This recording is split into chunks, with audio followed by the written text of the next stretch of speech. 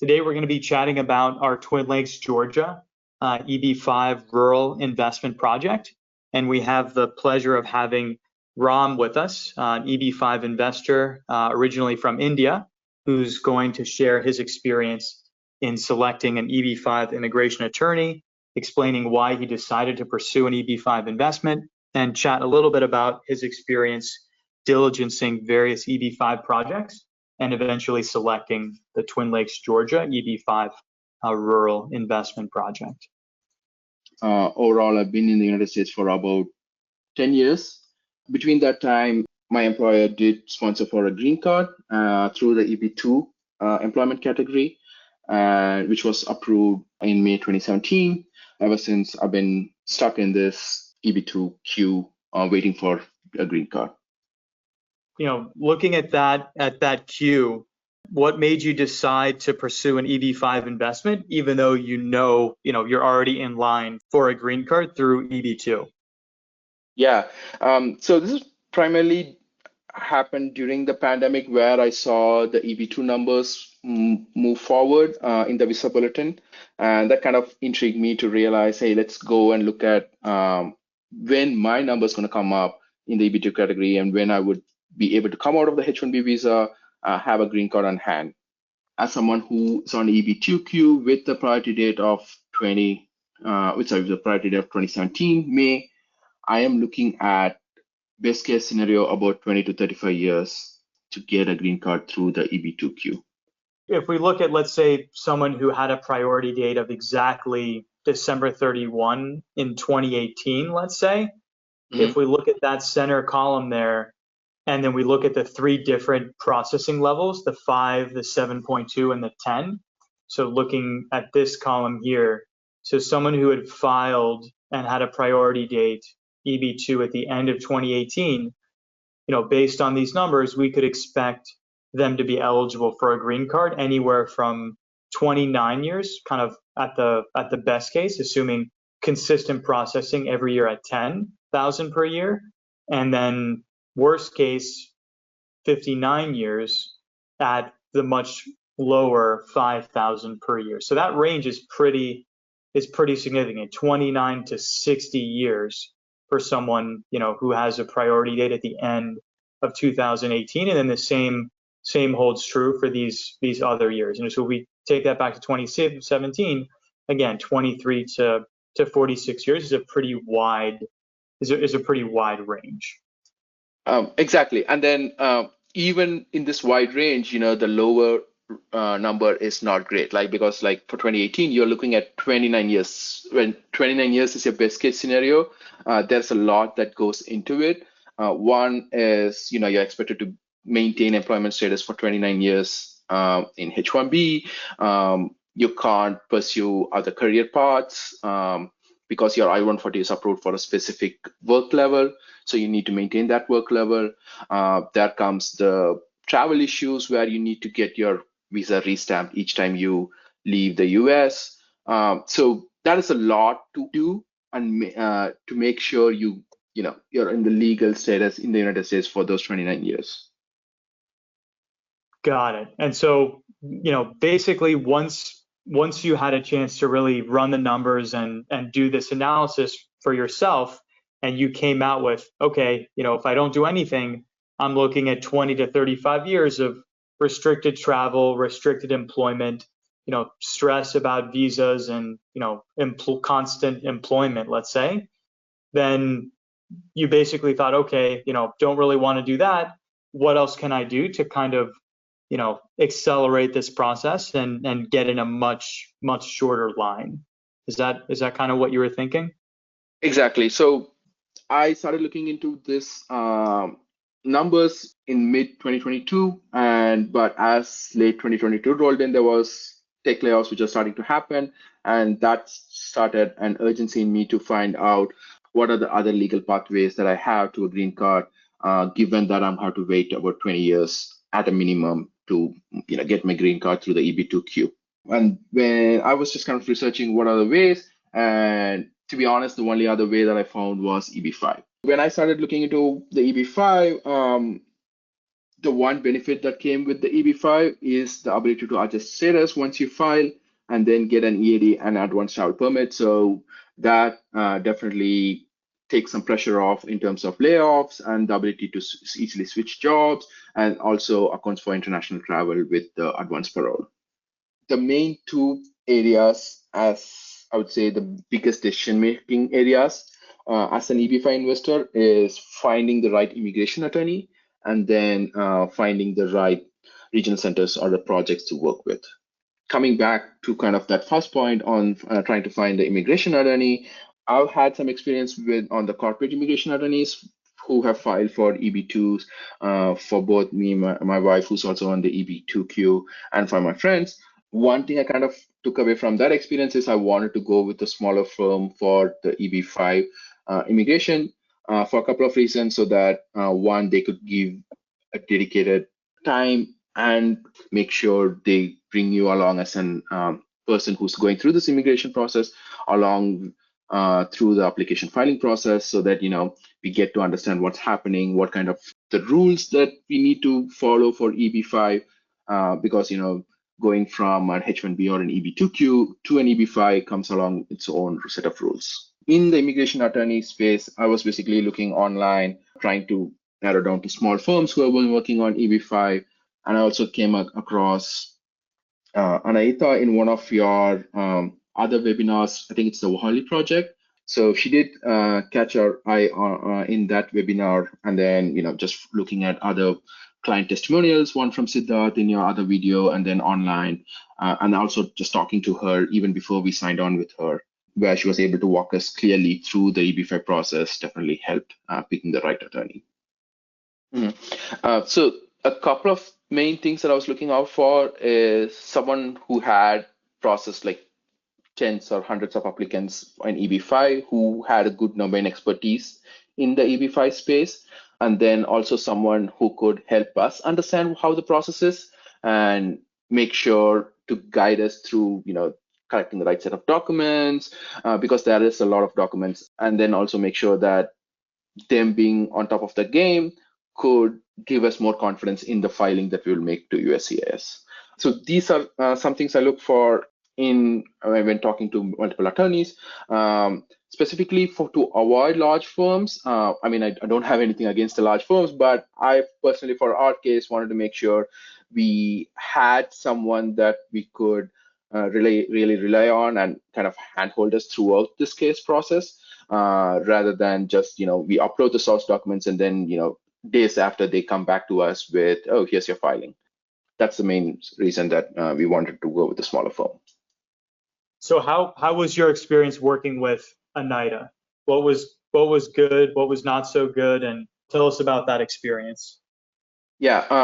So yeah, I think Sam, you introduced us to Anaita, and then she took time to understand our case, and your immigration attorney becomes your partner through this process. So as an individual investor, you're working with your immigration attorney who's representing you to make sure you have all the right set of documents in place. So, just working with Anaita, she was able to understand our case, figure out what needs to be done in terms of the source of documents, proofs, etc. And then just she being in regular contact with us for those 2 weeks really helped speed up our filing process. Because there is a lot of documents that goes into the filing. I think ours is well close to about 6,000 pages. So you would want an attorney who's on top of their game and able to walk you through the filing, which definitely was our experience working with Anaita. So now moving on the project side, obviously once you have all your documents in place to make an EB5 investment and everything's organized, then you've got to finalize which project and which regional center that project is associated with to actually do the filing. So tell us a little bit about how you approach the project side of your research, and what were some of the main things that were important to you, and kind of how did you come to the decision after doing all that research to invest in the Twin Lakes rural EB5 project? Regional centers who had at least 10 years of experience, where they have done the risk process end to end, because from the day it takes to file for I-526 to the day that we remove the conditional green card and move on to a regular green card, it's going to take us a long time. So we're looking at projects or regional centers who have done that cycle at least once or multiple times. So that puts us at a 10-year period of runway for a regional center. So that narrowed it down immensely to only a handful of regional centers. And then that is the project component of, like, specifically for an Indian national, I had to look for a rural project just to avoid being stuck in the EB-5 queue. So again, it's a handful of projects. And then as we were trying to evaluate the project, this is kind of the hard part for an individual EB5 investor. So it's kind of like, starting from the top with all EB5 projects and narrowing it down to a handful of projects that fit our specific requirements. And then within those requirements, trying to make sense of the different projects and the variables that's associated with each project. And just by reading through these documents, we found that EB5AN Kotler project for Twin Lakes was definitely one of our top ones in the list. And then just researching more on this project by asking questions to Sam on, like, hey, these are things that in the subscription agreement that I don't understand. Can you help me understand? These are some questions that I posed to all regional centers, and then just trying to get more clarity through that helped me narrow down to the Twin Lakes project. Obviously, you narrowed it down to that, handful of projects, some of which are, different parts of the country. What specifically about Twin Lakes compared to some of the others, that made it to that, final handful stood out to you? Yeah, totally. So one is a real estate investment. Second, it is a single family home where the development happens as the requirements for new homes come up. It's not where, everything is complete, then we go and look at the supplies and demands equation. It is where the supply comes up as the demand comes up. That definitely got us interested, and the location definitely got us interested. So I would say, just looking at this project from a normal person who didn't have the financial needs, definitely put this in the top. And then digging in a little bit more on the subscription details, just seeing a senior loan that's funded where we have the financial muscle who have done the good deal of scrutiny on the project, where versus, as an individual investor, I was not able to provide the same level of scrutiny on the project. There are projects which do construction in one go and then look at the sale of the property, like a condo or an apartment or renting of an apartment, versus projects like Twin Lakes, where it is more of like a single family home that's being built as they get rid of an existing inventory, versus trying to build, let's say, all 1,500 homes in one go. That definitely was more interesting for us, and that fit with our risk profile compared to the other projects. Another project, let's say, that was building, one very large building, whether it's a hotel or an apartment building, and then, could only really see how the project would perform after that building was done and actually available to rent to people. Is that kind of what you're alluding to in terms of the project, having that just more flexible supply-demand equation? Exactly. Being it a hotel or an apartment, it is more on future projections on, like, hey, this gets completed and then the supply is going to done, and then the demand side is going to come into play. Versus here, it's more of like, we get rid of inventory, we end up building new homes. I am not a financial professional, and I don't have the skill sets to evaluate a project document end to end in detail.